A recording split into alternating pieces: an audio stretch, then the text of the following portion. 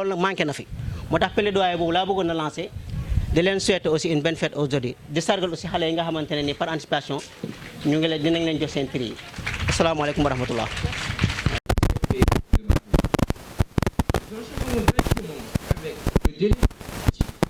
Le représentant de la communauté. Sous vos applaudissements.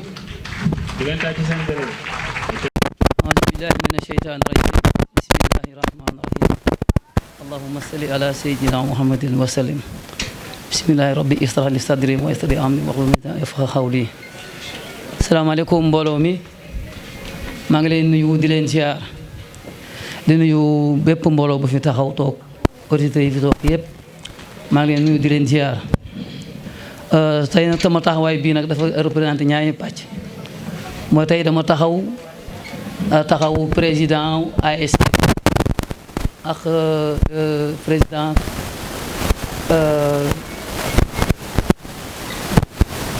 non président conseil de quartier ñoom ñooñu maa jël seen parti waaw li may wax nag mooy li may njëkk a wax mooy maa ngi gërëm madame Thiaw mi fi jógee léegi représentant am jógee léegi ndax école bi comme ni ko représentant waxee bépp xale boo xamante ne bii dem na ba am fu mu yem ci njàngaam fii lay ñëw pour mottale ko gannaaw loolu aussi mu am taxawaay boo xamante ne ci quartier bi lépp lu ñuy def fii rek bu ñu ko bëggee fii rek yombal nañu ko trop loolu ñu ngi siy gërëm madame Thiaw bu baax a baax a baax ndax bëri na activité yoo xam ne dañ koy am fii si quartier bi ci fii lañ koy defee donc moom ubbil nañu daal boole na boppam ci quartier bi vraiment ñu ngi koy gërëm di ko sant ci taxawaayam su ma jógee foofu maa ngi gërëm le coordonnateur ak équipe am ndax ça fait presque 1 an ñu nekk ci lii chaque dimanche ñu nekk école ñu jox ay cours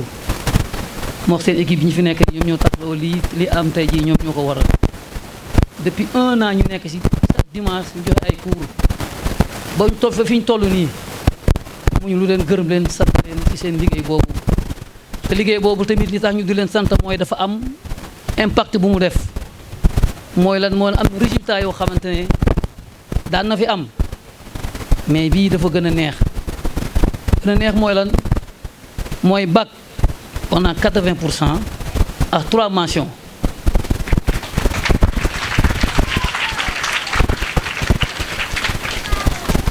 am nañ benn mention bien mooy 2e du centre ak 2 mentions à bien ñu dem ci BFM on a 100%.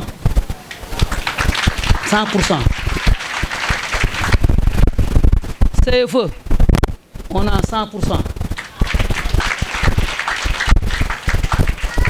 mu am benn particularité boo xamante ne bii foog ñu citer que mooy BFM école mixte premier bi ak 2e yëpp ay waa Jàmmalaay lañ nga dem CM 2e waa Bargny du centre waa Jàmmalaay la nga dem CM tous les 5e tous les 6e ay waa Jàmmalaay lañ donc coordonnateur ak sa équipe seen liggéey rafet mais bu ñu waxee seen liggéey bu rafet na aussi foog ñu ñaax si waa Xalping Xayn foog ñu taxaw fu tuuti mbooloo mi ñoom ñooñu dañu fekk ñuy def lii 5e kii bi sax 5e édition ñoom ñu ne pourquoi chaque fois ñuy jël les premiers pourquoi duñ jël ñi nga xamante ne daaw ñu bokk ci premiers yi ñu pousse leen Xalping Xayn def benn promotion la def xaw ma dal di jël ay répétiteurs di leen fay parce que 380 nangam mille 4 répétiteurs si répétiteurs yooyu ren jii am na ku jógee moyenne 1 dem moyenne 4 am ku jógee moyenne 2 dem moyenne 5 pour dire que li ñu doon liggéey li coordonnateur doon liggéey Xalping Xayn am na wàll bu mu ci def ba mu war a ñi nga xamante ne mënuñu am as tuut lu ñu mën a demee ren jii nag avec collaborateur Libaas Ngom bi toog ñu ngi prévoir bu année bi commencé ñu commencé loolu pour que ñi nga xamante ne ñoo jógee premier moyenne 1 dem moyenne 5 mën a ànd ak ñi nga xamante ne ñu am moyenne 7 ak moyenne 8 donc xam ne ñu ngi leen di gërëm di leen sant yal na leen yàlla fay. fi may jeexale nag mooy lii am nii tey ñu dajaloo fi tey ci quartier bi ñaar lañ ko am ñaar yoo lañ ko am ci at mi mooy lan sunu conférence ak sunu GD bi ñu bokk ci profité waxtaan ak waa quartier bi lu tuuti rek mooy dafa am dynamique boo xamante ne moo fi am actuellement nii mooy lan defar sa gox boo xoolee Bargny quartier yëpp ñu ngi yëngatu te Jàmmalaay référence la ci Bargny quartier la boo xam référence la mais am na côté boo xamante ne moo ko desee te loolu ci lay nekk dina moom ci lay nekk nii ba actuellement ne am nañ benn projet boo xamante ne bii mooy éclairage yu Jàmmalaay éclairage Jàmmalaay boobu am na ay xale yoo xamante ne ñoo ko dirigé def ci groupe WhatsApp di ci dox di corriger ba am nañu actuellement nii ay lampes yoo xamante ne war nañu ko mën a monter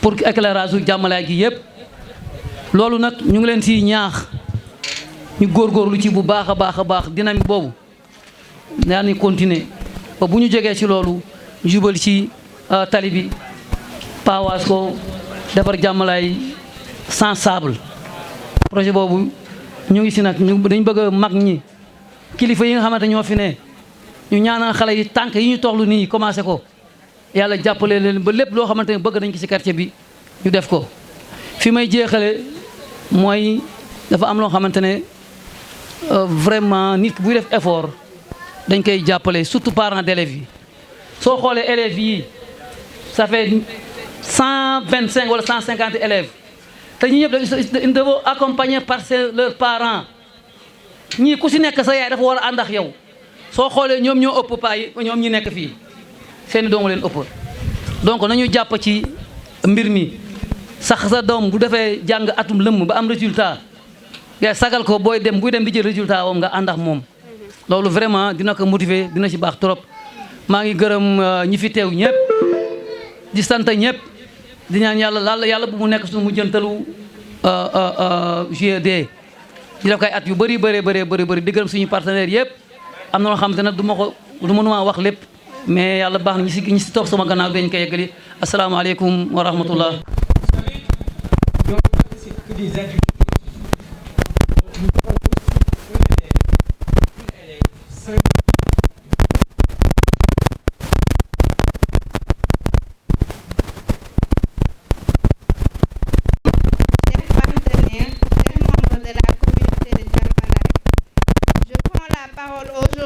Avec beaucoup d'émotion et de gratitude au nom de l'ensemble des récipiendaires de cette journée de l'excellence. Recevoir une distinction, c'est toujours un honneur, mais la recevoir dans son propre quartier, devant sa famille, ses voisins, ses aînés, c'est une émotion encore plus forte. Parce qu'ici, nous sommes connus, accompagnés, encouragés depuis toujours. Ici, on connaît nos débuts, nos doutes, nos efforts, nos petits succès et aujourd'hui notre fierté partagée. En notre nom à tous, je tiens d'abord à dire merci. Merci à nos parents qui ont fait des sacrifices silencieux pour que nous puissions étudier dans de bonnes conditions. Merci à nos enseignants qui nous ont transmis non seulement des savoirs, mais aussi une discipline, une méthode, une passion. Merci aux organisateurs de cette journée qui nous rappellent par leur travail que l'excellence doit être reconnue, encouragée et célébrée. Et merci à la grande famille de Jàmmalaay, car ce prix, ce n'est pas seulement notre réussite personnelle, c'est la réussite collective d'un quartier qui croit en ses enfants. Ce prix n'est pas une fin, c'est un engagement. C'est une invitation à aller plus loin, plus haut et surtout à ne jamais oublier d'où l'on vient. Nous avons compris aujourd'hui que l'excellence ne sert à rien si elle ne transforme pas nos vies. Que nos diplômes ne doivent pas devenir des outils de construction, ne doivent doivent aller plus loin, plus haut et surtout à ne jamais oublier d'où l'on vient. Nous avons compris aujourd'hui que l'excellence ne sert à rien si elle ne transforme pas nos vies. Que nos diplômes ne doivent pas devenir des outils de construction, doivent devenir des outils de construction, pas des trophées à ranger. Et que notre rôle en tant que jeunes, c'est aussi de redonner à notre communauté ce qu'elle nous a donné. Nous croyons que l'éducation est une arme puissante contre la pauvreté, l'injustice, la marginalisation et le désespoir. Et nous croyons que c'est ensemble, jeunes et adultes, élèves et parents, quartiers et institutions, que nous pouvons sauver l'avenir. Chacun a un rôle à jouer. Aujourd'hui, nous prenons notre part. Nous vous promettons de faire honneur à ce prix, de rester curieux, disciplinés, humbles et déterminés, de continuer à apprendre, à créer, à servir, et de porter haut le nom de Djamalai partout où la vie nous mènera. Au nom de tous les récipiendaires, je dis simplement merci. Merci du fond du cœur et surtout, ce prix nous le dédions à tous les enfants de Djamalai, à ceux qui sont encore sur les bancs, à ceux qui doutent, à ceux qui rêvent. Vous êtes les prochains. Croyez en vous et n'oubliez jamais. Ici à Djamalai, chaque enfant compte. Merci. Vive l'éducation, vive Djamalai. Qui est le garant de la cohérence du système. Sous vos applaudissements.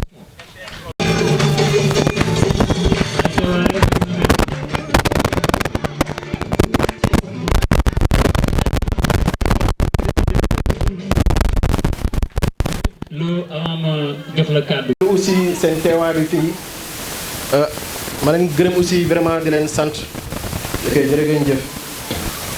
Mesdames, Messieurs, chers invités, chers enseignants, chers élèves, honorables parrains et marraines, chers partenaires, chers habitants de Djamalai, assalamu alaikum. C'est un réel honneur pour moi de prendre la parole en ce jour exceptionnel à ma qualité de coordonnateur de la journée d'excellence djamalaïoise. Cette cérémonie est bien plus qu'une remise de prix. Elle est un symbole, une déclaration d'amour à la jeunesse, un engagement renouvelé envers l'éducation et une célébration de la communauté dans ce qu'elle a de plus précieux, sa capacité à se mobiliser pour faire grandir ses enfants. Permettez-moi de commencer par rendre un vibrant hommage aux habitants de Djamalai. Si cette journée existe, c'est grâce à vous, grâce à votre implication constante, grâce à votre générosité, souvent discrète, mais toujours déterminante. Grâce à votre présence active aux côtés de nos enfants, grâce à votre foi en la puissance de l'éducation comme levier d'émancipation. Dans un monde où l'individualisme gagne du terrain, vous prouvez qu'il est encore possible de faire communauté autour de qu'il y a de plus noble, l'avenir de nos enfants. Un merci spécial à nos parrains et marraines. Cette année, encore, les parrains et marraines de cette édition se sont montrés,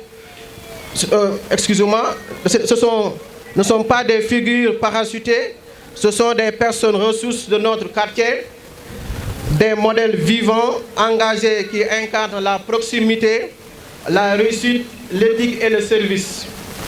Depuis le début de cette aventure, ils répondent présents, sans hésitation, sans humilité, avec sincérité.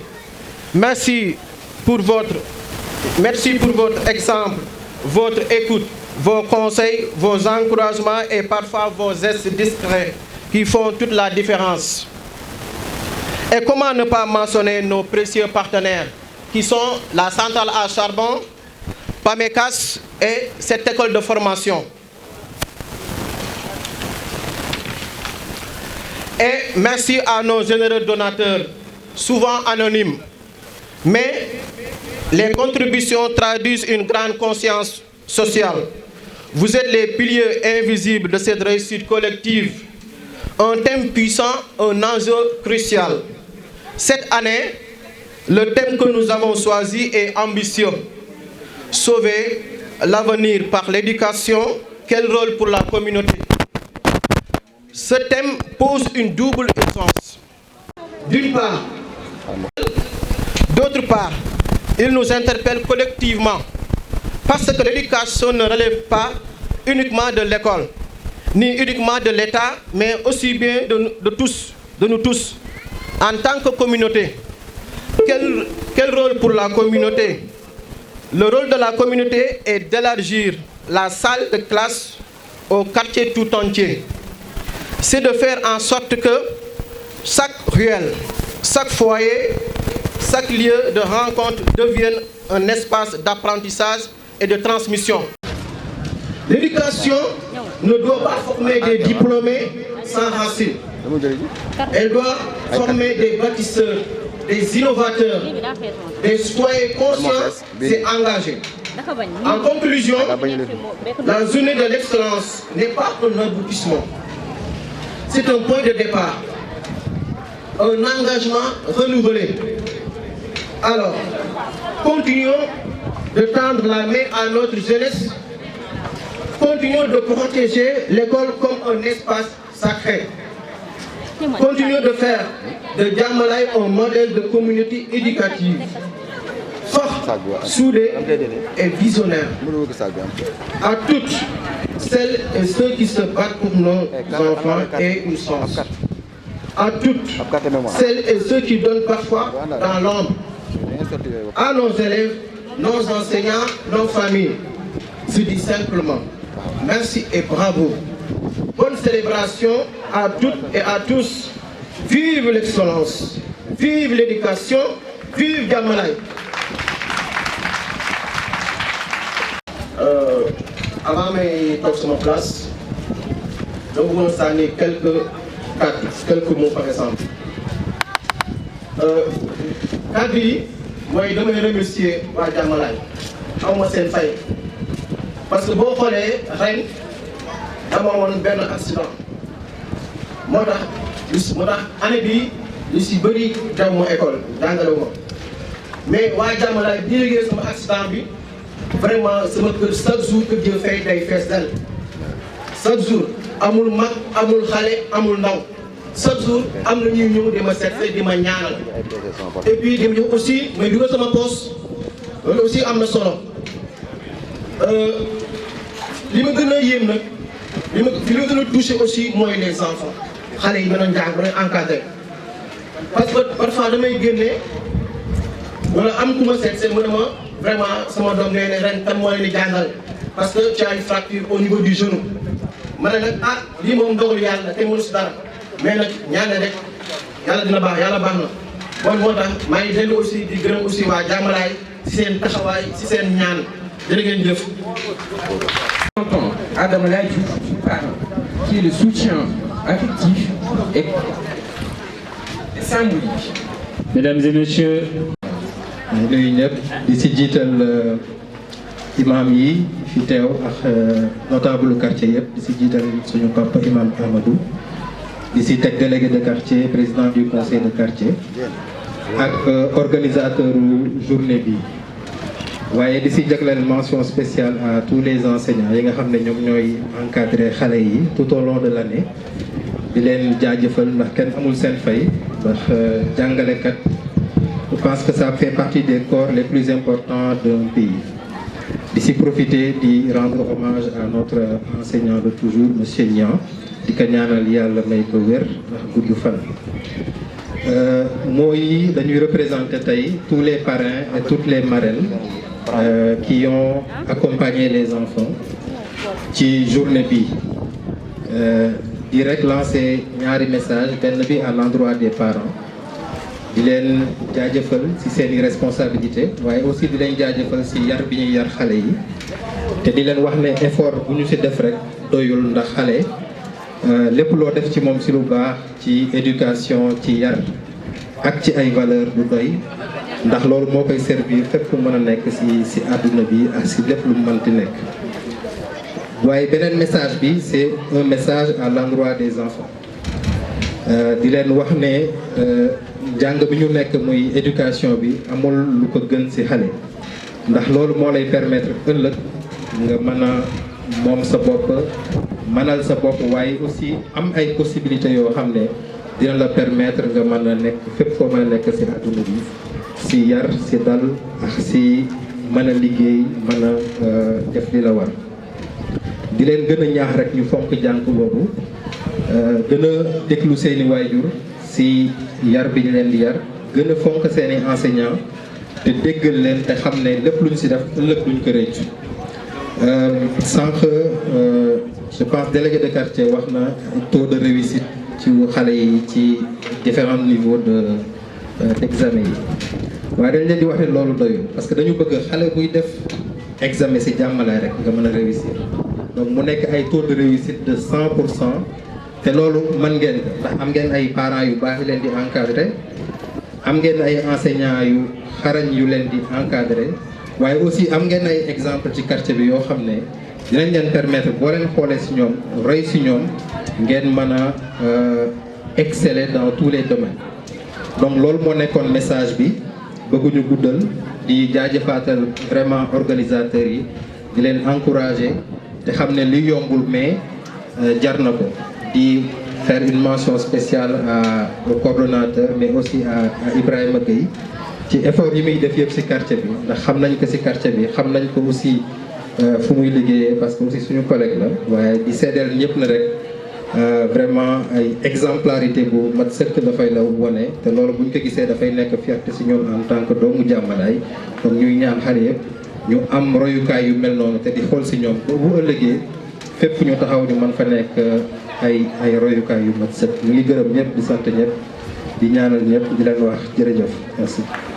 série d'allocution xam naa nag li ñu yëkkati ñun ñëpp mooy ñëw fekkee teewee te bu ñu demee mën a seede ne gone yi liñ kaddu gi ñu jëloon ne dañ leen di primer te def nañ ko le Serigne Saliou dafa am lu mu fi wax dafa wax 80 ne 100 ne 100% encore une fois te dañuy firndeel loolu mesdames et messieurs après le coordonnateur dañuy accueillir une autre figure une image de Bargny mais de Diamalaye mu nekk koo xamante ne il est infatigable ci combat yi gi mu dugg mesdames et messieurs sous vos applaudissements on va accueillir Khalifa Niang sous vos applaudissements s'il vous plaît.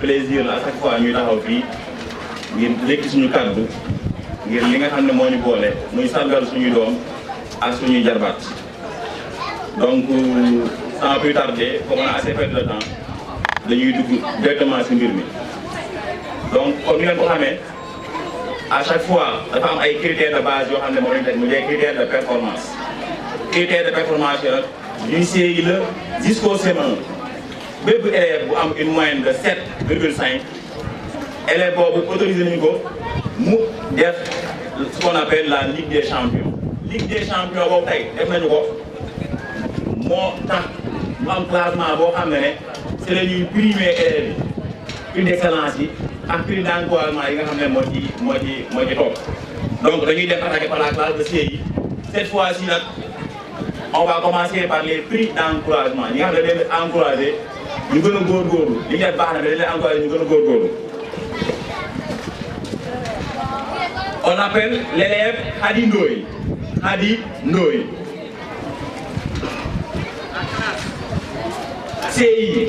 CI, classe de CI, l'élève Hadi Ndoye. Classe de CI, l'élève Maguette Gueye. Classe de CI, l'élève Khalifa Ababakar Gueye. L'élève Ousseinouba Samb. Ousseinouba Samb. L'élève Cheikh Ahmadou Bamba Touré. L'élève Ndeye Yassine Sen. L'élève Cheikh Ahmed Tidiane Sissé. Soda Mariam Gueye. Saliou Laye Ngom. Seydina Mohamed Niang. Mohamed Rasoul Diagne.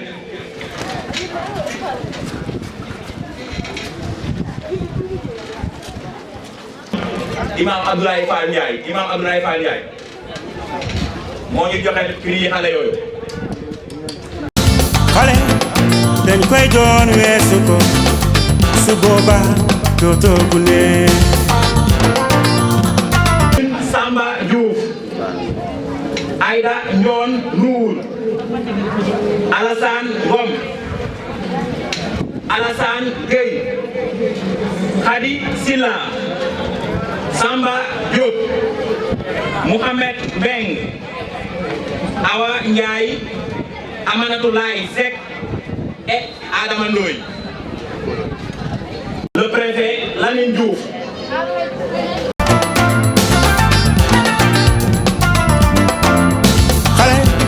On va enchaîner. Deuxième prix d'encouragement. Le prix est décerné cette année à l'élève Salimata Ndiaye. Deuxième prix d'encouragement, Salimata Ndiaye. Prix d'encouragement, c'est. Le prix est décerné à l'élève Fatou Gueye. Fatou Gueye. Classe de CI. Le prix est décerné cette année à l'élève Mariama Wad Diouf. Les prix sont remis par tonton Ibrahima Seck. Tonton Ibrahima Seck. xale dañ koy doon weesu ko su boobaa dootoo gune.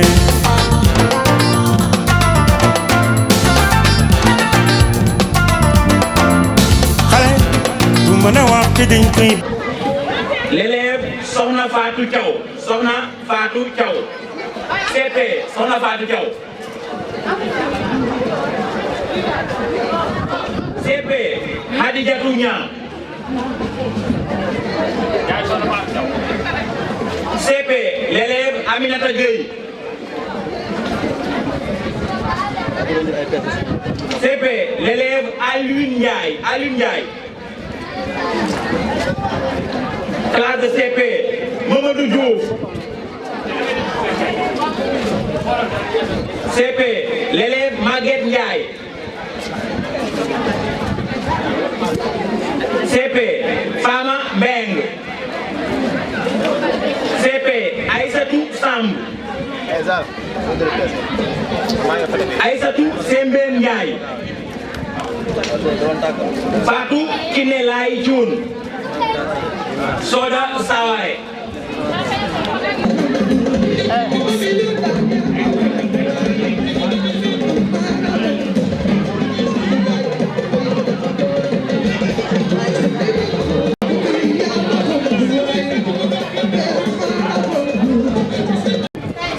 Aïda Seck Youn et enfin Aminata Diakhaté. Nous Sohna Aïcha de la compagnie d'électricité du Sénégal. Nous avons suñu partenaire par rapport à la journée. Ça fait des années nous nous accompagnons, nous nous appelons. Vraiment, Aïcha Boré est DG, vraiment la place de Diamalaroise. Vraiment content de nous appeler qui nous nous appeler. Merci beaucoup. xale dañ koy doon weesu ko su boobaa dootoo gune.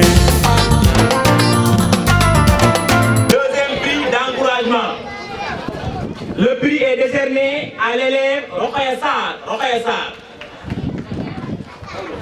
Deuxième prix d'encouragement classe de CP.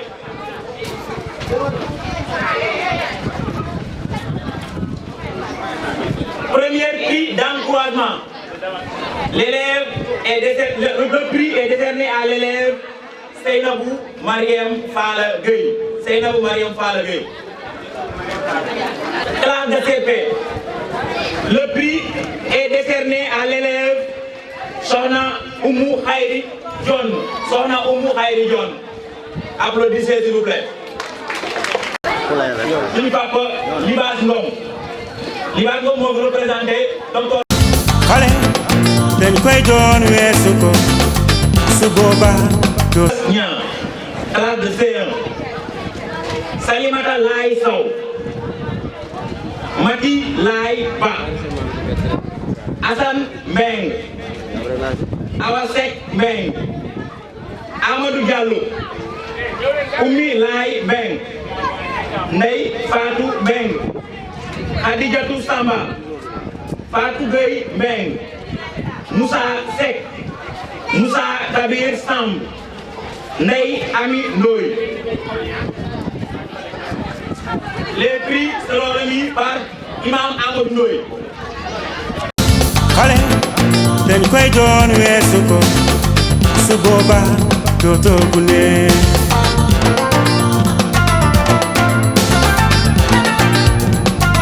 Prix d'encouragement, classe de C1. Le prix est décerné à l'élève Idi Diagne. Idi Diagne.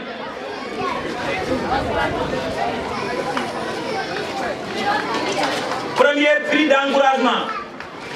Le prix est décerné à l'élève Fatoumata Bintou Rassoul Ndoye.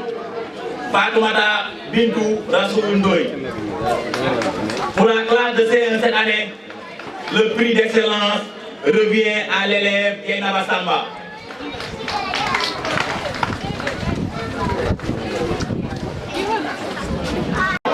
Nous sommes papa Mamadou Niang, l'environnementaliste.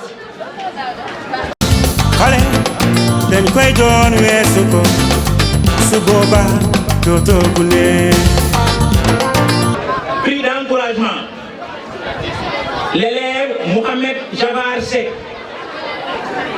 Seynabou Diagne, Mam Libas Diouf, Aïssatou Faye Seck, Amadjiguen Lo, Mam Dior Ndour, Mam Oumi Cissé, Fatou Laye Ndiaye, Cheikh Diouf, Ibra Faye, Khadijatou Cissé, Babacar Samb.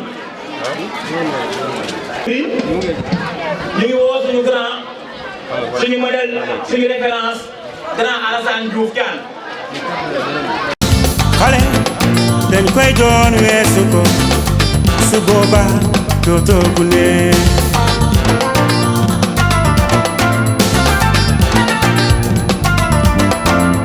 D'encouragement, classe de C2. Le prix est décerné à l'élève Mohamed Diouf, deuxième prix d'encouragement.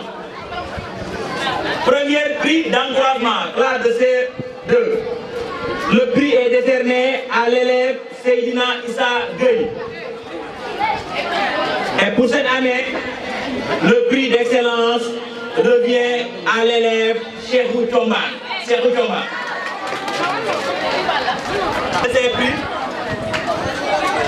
ñu ngi woo suñu benn parrain Adama Gueye Ada Gueye. xale dañ koy doon weesu ko su booba dootoo gune. Prix d'encouragement. Ndeye Fatou Sène, Ndeye Fatou Sène, Seydina Insan Samb, Hadi Gueye, El Hadji Alioune Ndiaye, May Mounatou Samba, Jami Ndiaye. Seront remis par un autre de nos parrains, M. Adama Laye Diouf.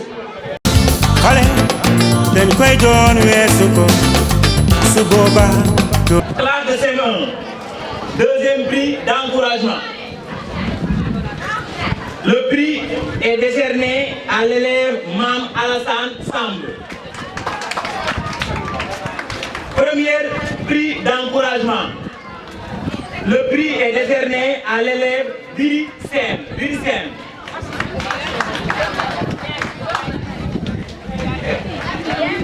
Classe de CM1, deuxième prix d'encouragement. Le prix est décerné à l'élève Mam Alassane Samb.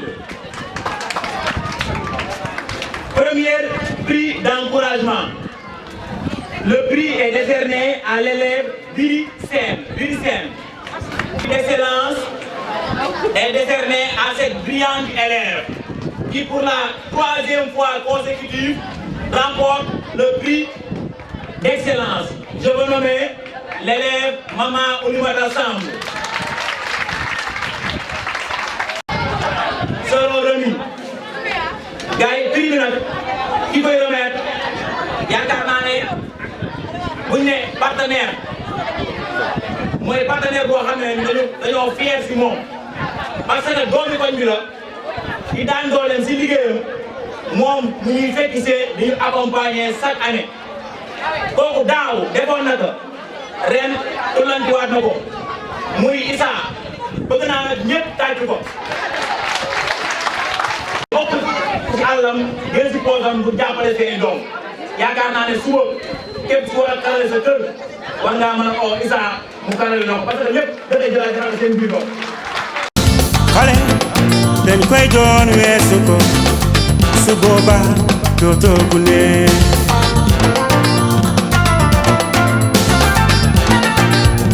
classe de CM2 yaakaar naa ne sànq bi ñu wax critères yi bu yegsee ba CM1 dañoo taxaw ñu ne élèves yi nga xam ne dañuy def CM2 dafa am benn examen boo xam ne moom la ñu bokk ñoom ñëpp muy le certificat de fin d'études élémentaires loolu daf ñuy jaral chaque année ñu déplacé wu dem ba IA de Rufisque wala IA de Diamniadio pour avoir le classement de ces élèves là de Diamalaye.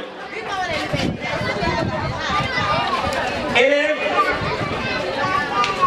ñi nga xam ne Racine Ndiaye il a obtenu 259,5 points prix d'encouragement. Prix d'encouragement.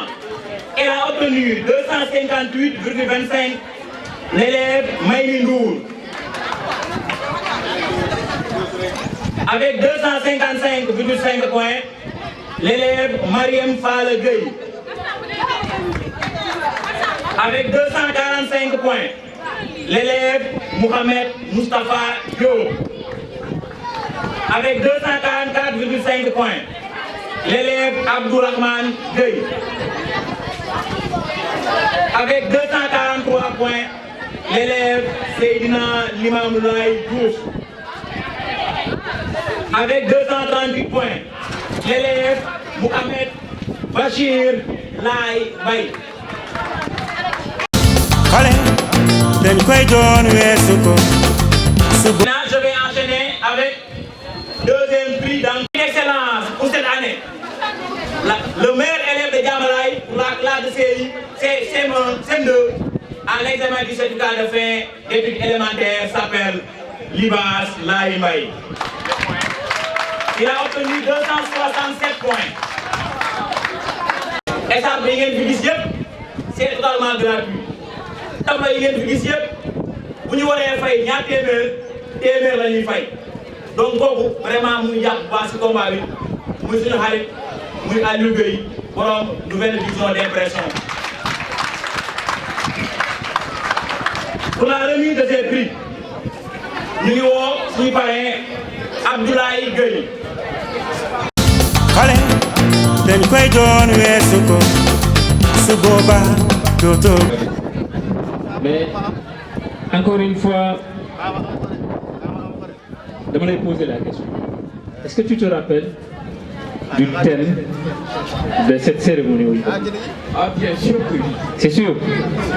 Bah, je te laisse dérouler donc. Et vous savez, hein? cette question à le lauréat. Ah. C'est sûr que vous allez obtenir la réponse. Allez-y. ñëw na waxaat ko xalifa bi fi jóge léegi wax na ko normalement war nañ am ko xamante ne war na jàpp le thème de cette cérémonie. Aïcha, vas-y, je te laisse le plaisir de nous donner le thème et d'enchaîner pour terminer cette cérémonie. Vous savez, la responsabilité. Il en est de sauver l'avenir par l'éducation. Quel rôle ça a pour la communauté éducative?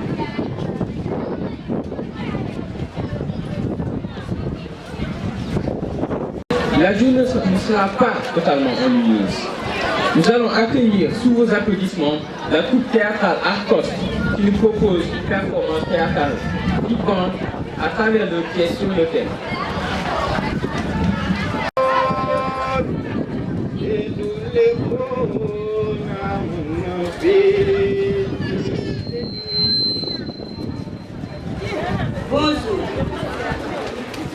bienvenue sur votre émission spéciale. Sunu Xale, Sunu Avenir. Diffusée en direct sur la voie du futur FM. Ce soir, un seul thème.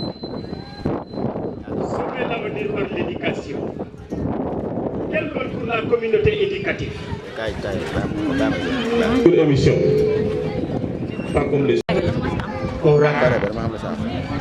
que vous allez voir, ce n'est pas une fiction, c'est notre réalité. Voici Ridjan. Bonjour, moi c'est Ridjan. J'ai 19 ans. J'aimais l'école, j'étais toujours premier. Mais depuis 2 semaines, il n'y a plus. Waaw dëgg la ndax sama yaay amul lu ma jëndalee blouse te maître bi nee na ab gàcce la may ñëw école chaque jour samay morom yëpp am blouse te man amuma blouse looloo tax ma bàyyi école. Professeur de français.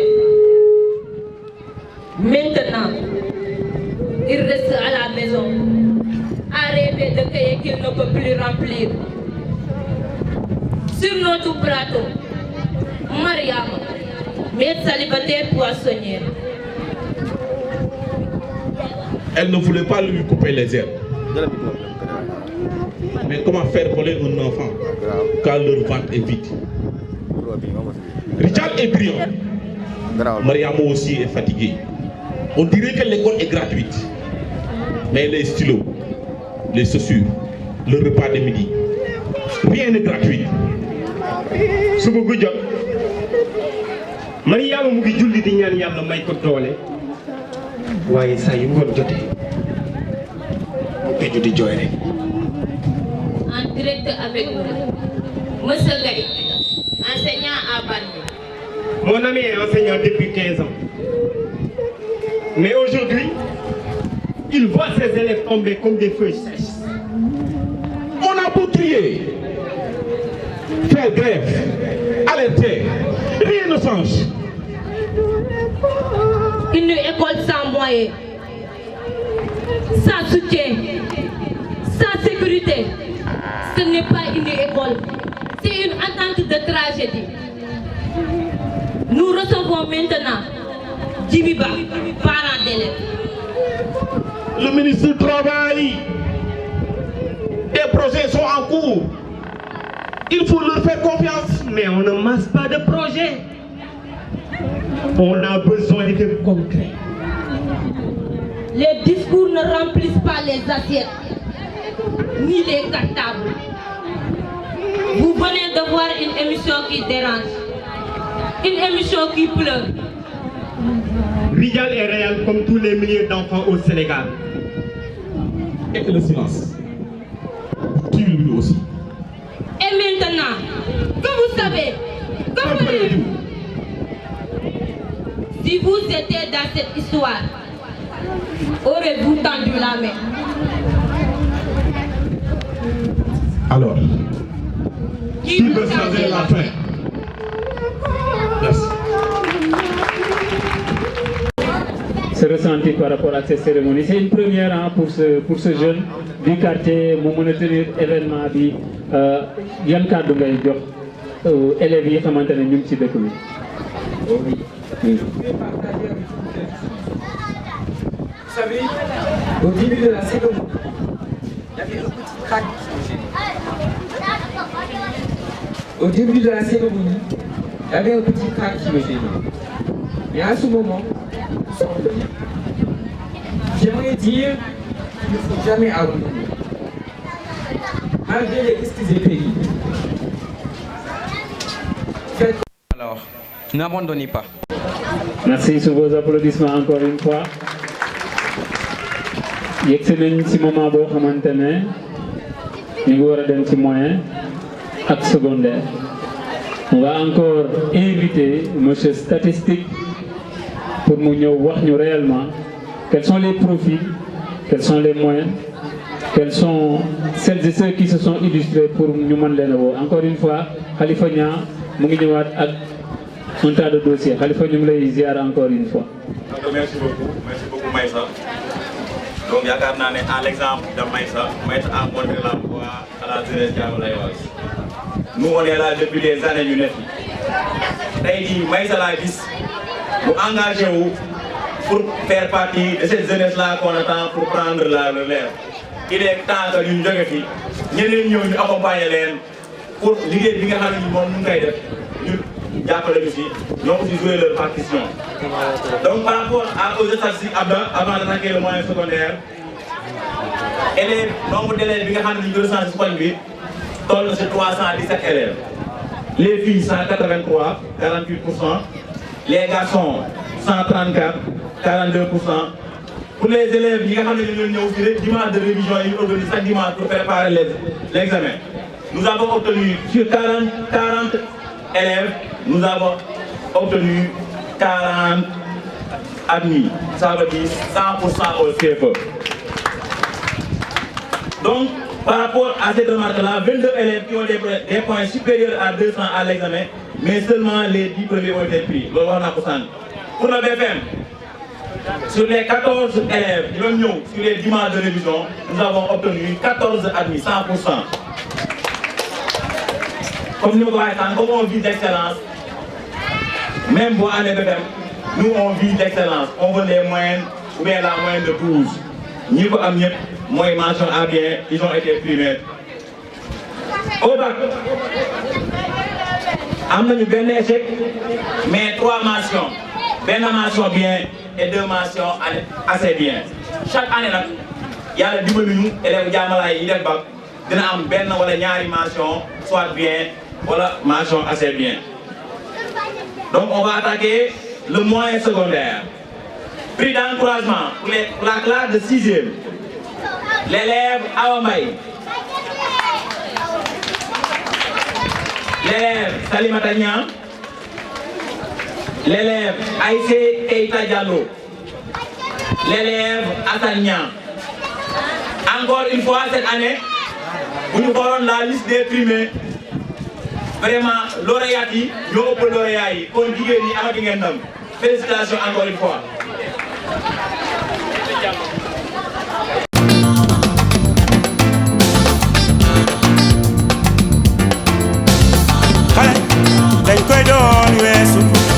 Pour la classe de 6e, le prix revient à l'élève Mamadou Sambo. Deuxième prix d'encouragement. Le prix est décerné à l'élève Yassine Gueye.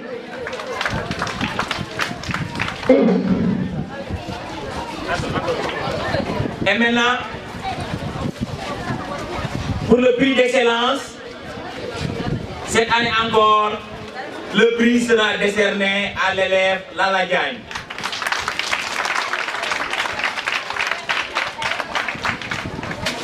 Par le représentant de la directrice du CFP, Mme Diaw, qui est malade, M. Abdourahmane Gueye.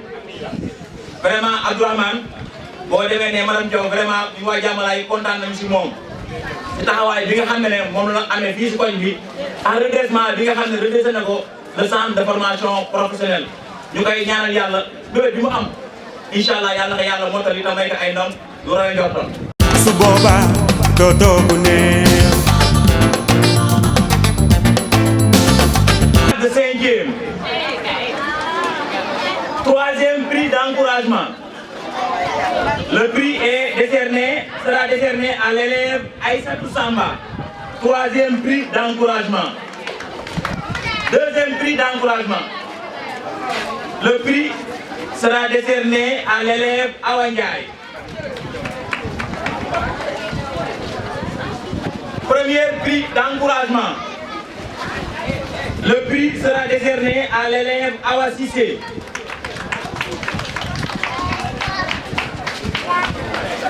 Prix d'excellence pour la classe de 5e. Pour cette année, le prix revient à l'élève Alioune Adama Samba.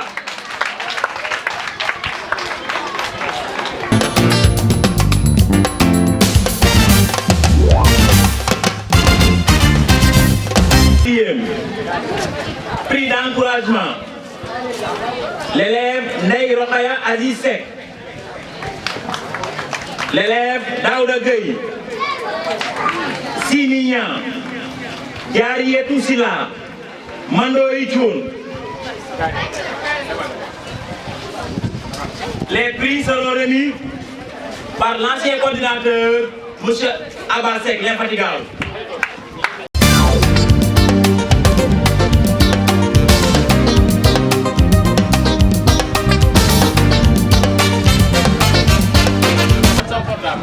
Deuxième prix d'encouragement, classe de 4e. Le prix revient à l'élève Marietou Laye Mbaye. Marietou Laye Mbaye. Premier prix d'encouragement. Le prix revient à l'élève Moné Mbaye.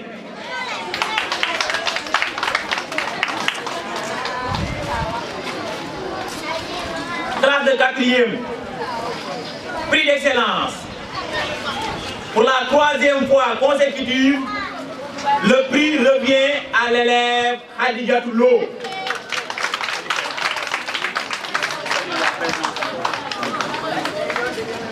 Donc, on a aussi la présence de l'honorable député Saliou Ndione. Nous sommes dans le jam. Pour la remise de ces prix, derrière chaque grand homme, il y a une grande dame.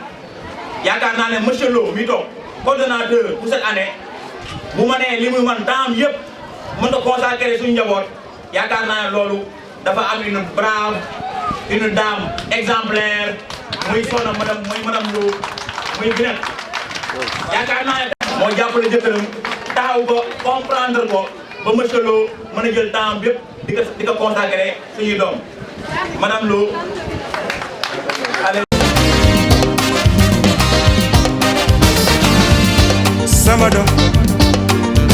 Donc, comme nous l'avons dit, nous avons l'honorable député Saliou Ndione.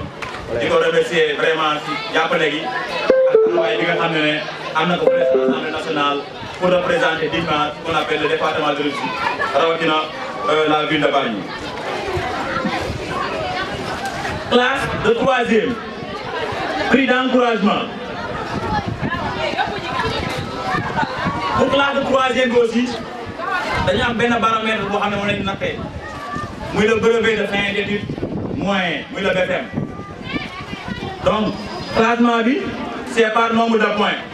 Prix d'encouragement, il y a 11,95. Mais comme on vit pour toute l'excellence, nous avons le prix cette année. Elles sont au nombre de 5.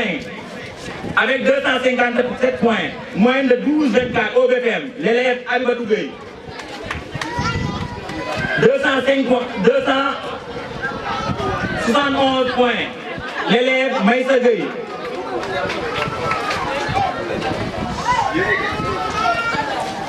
Avec 305 points. Deuxième prix d'encouragement, avec une moyenne de 14,52, le prix revient à l'élève Ousmane Ndiaye.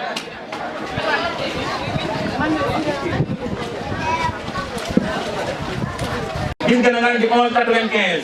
Mais comme nous l'avons dit, comme on vit pour toute l'excellence, nous avons le prix cette année. Elles sont au nombre de 5. Avec 257 points, moins de 12,24 au BFM, l'élève Abibatou Gueye. 271 points, l'élève Maïssa Gueye.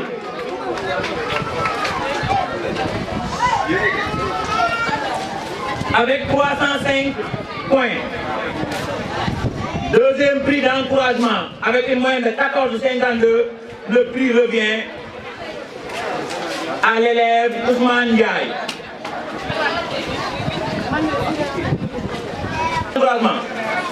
Elle a obtenu 322 points, soit une moyenne de 15,33 au BFM, l'élève Rokayatou Gueye.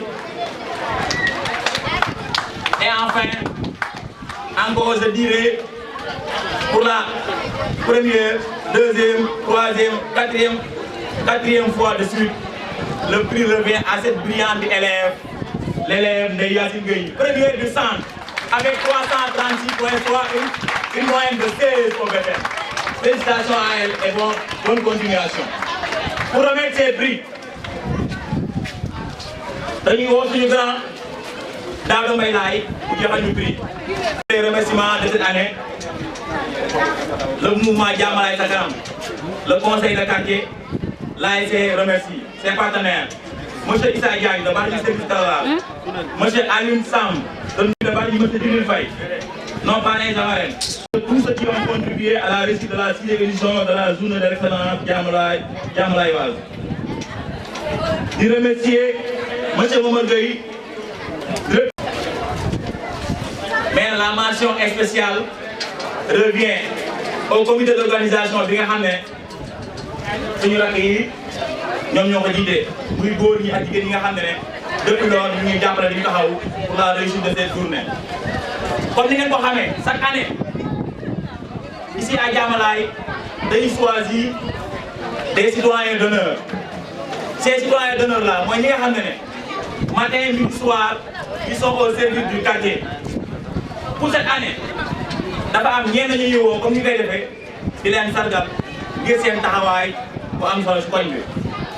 kuñ si njëkk woo muy monsieur Ousseynou Ndiaye professeur de mathématiques monsieur Ousseynou Ndiaye applaudissez s'il vous plaît.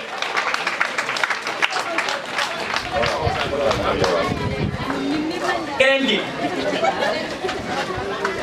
muy sama xarit muy sama doomu ndey El Hadji Mansour Ndoye ki si toog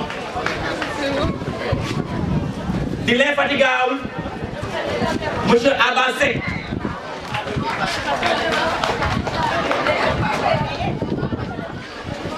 keneen ki si toog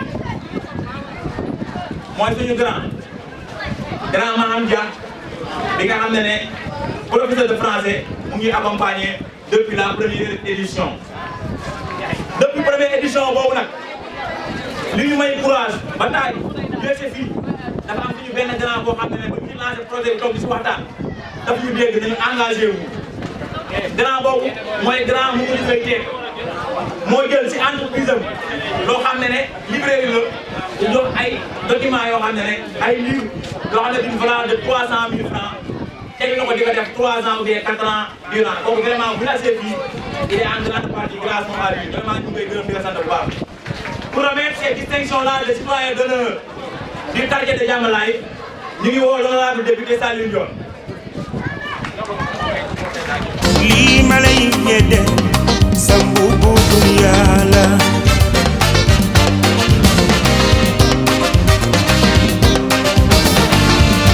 soo ko sumee na nga wutit buuganuru boo ko sumee dang koy teg fa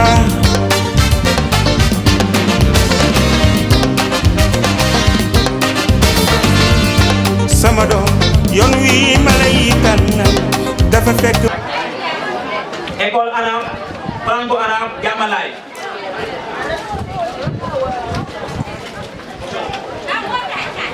Donc pour les prix nous allons appeler les élèves Ramatoulaye Cissé, franco-arabe Diamalaye. L'élève Fatou Cissé Ngom. L'élève Mohamed Ngom. Les prix seront remis par Oustaz Gorgui Ndiaye. Oustaz Gorgui Ndiaye. ma bëgg aussi ñu tàcc ko bu baax a baax. yaakaar naa ne il joue son rôle d'éducateur mais aussi son rôle d'enseignant fii ki nga xam ne mooy école franco-arabe Diamalaye. ñu ngi koy sant vraiment di ko gërëm. Fatou Cissé Ngom. Mohamed Ngom Ramatoulaye Cissé. man dama see jaara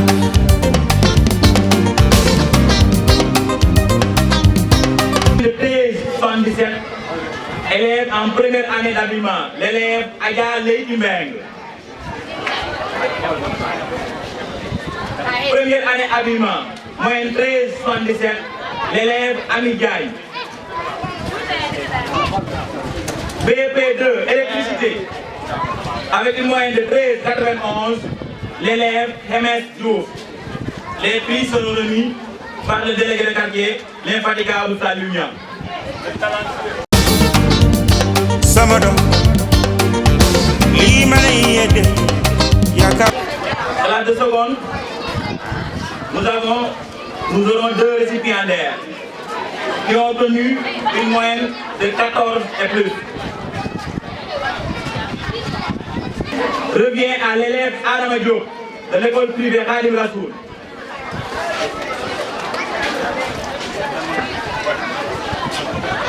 Premier prix d'encouragement. Prix d'excellence. Classe de seconde, lycée de Bargny. Avec une moyenne de 14,86, le prix revient à l'élève Abisek.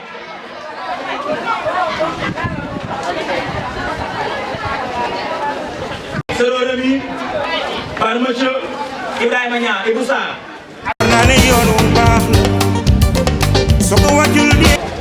Deuxième prix d'encouragement. Élève au lycée de Bargny, classe de L2, avec une moyenne de 13,04. Le prix revient à l'élève Beautify. Premier prix d'encouragement, classe de sol première. Élève à l'école privée Génération 2000, l'élève Mohamedou Bari. Pour la deuxième ou bien pour la troisième fois consécutive, elle a obtenu une moyenne de 14,75. Elle est première de sa classe au lycée de Bargny en classe de S1. Je vous nomme l'élève Nafissa Toubey.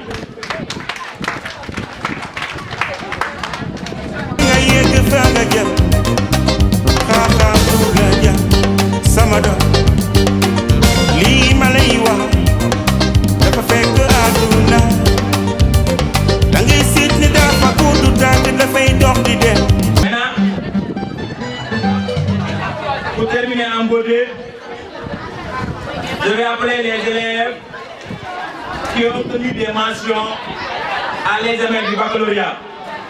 Deuxième prix d'encouragement, mention assez bien. Lycée de Bargny, l'élève Ismaïla Gaye.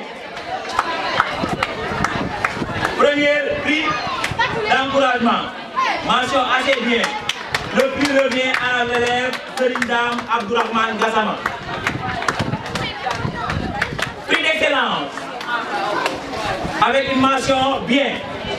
Le prix revient à l'élève Aminata Sam, du lycée de Bargny. Les prix seront remis par M. Hassan Ndiaye, professeur de mathématiques au niveau du lycée de Bargny. Le lycée de Bargny, vraiment, nous voulons nous féliciter, vraiment, les professeurs et l'administration. Ces résultats, vraiment, les résultats ils ont cette année, vraiment, ils sont encouragés à nous continuer à nous rendre fiers. Vraiment, merci beaucoup. Samado, Amaraduna, Amaraduna, Mimomel Monteito, Sophie qui Koulama qui m'importe. Le soin à nos co-animateurs, à Diallo, à Maïsa, vraiment, je remercie la population Jamla qui a fait à Wabari qui a fait vraiment jàppale ñu ba ñu réussir bés bi ak donc da nga ñu mën a am une cérémonie extraordinaire di tàmbali ci remerciement bi comité bi xamante ne à la tête monsieur Lo ñoo coordonné cette sixième le comité d'organisation comité pédagogique bi ñëpp ñi xamante ne ñoo ci nekkoon di identifier à la fois les élèves les profils pour ñu am teewaay bi ni di le remercier Maïssa encore une fois ça a été un plaisir di wax ne dans un quartier ñu ñëw fekk fi un jeune boo xamante ne nangu na ñëw taxaw avec tout ce que cela comporte ça a été un plaisir encore faire di la remercier te di wax na ni ci gannaaw li ni am na ci koo xamante ne pousse na naturellement. Mesdames et messieurs, nous touchons à la fin de cette matinée. Alors, que chacun reparte de reconnaissance, de motivation et d'un sens renouvelé du devoir collectif. Alors, à chacun son rôle, à chacun sa part. Soyons des personnes d'avenir, bénis par la l'éducation sauve les générations. Merci à toutes et à tous pour cette présence que vous nous accordez. À l'année prochaine, une 7e édition encore plus inclusive et brillante. Nous remercions Tonton Ibrahim qui m'a enseigné droit de juger, pour mener à bien cette présentation.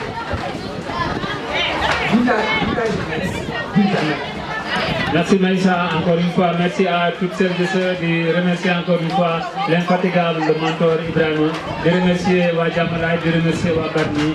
Ça a été un plaisir encore une fois. Donc tapé naa pour moins 6 personnes. Comment wax rek mu dem au dernier moment mu woo ma ne ma tonton yéen taxaw ci mbooloo mi dafa métti. Moom rek il est le seul à oser et je pense que fièrement assuré na. Donc l'année prochaine, c'est ça qu'à Diamalaye, on forme des leaders. Merci en tout cas, Maïssa. Merci beaucoup. Merci beaucoup, Gaï.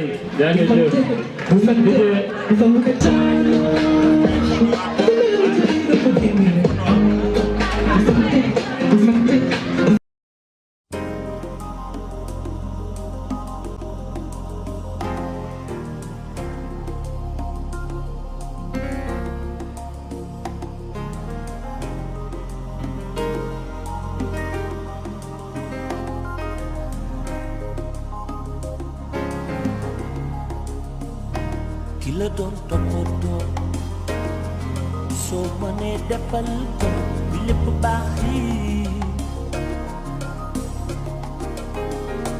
yow laa doon gis bi ma sonn yaa ma doon digal su ma riiri dëgg-dëgg gërëm naa la man daal fàttewuma la nëbbatuuma la doon toppatoo soo mënee defal ko bi lépp baax yi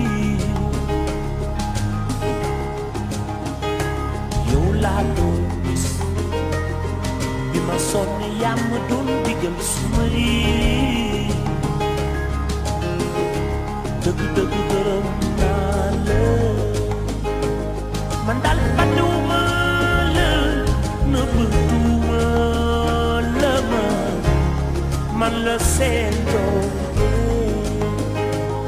man daal fàttewuma la nëbbatuuma la man la seen doom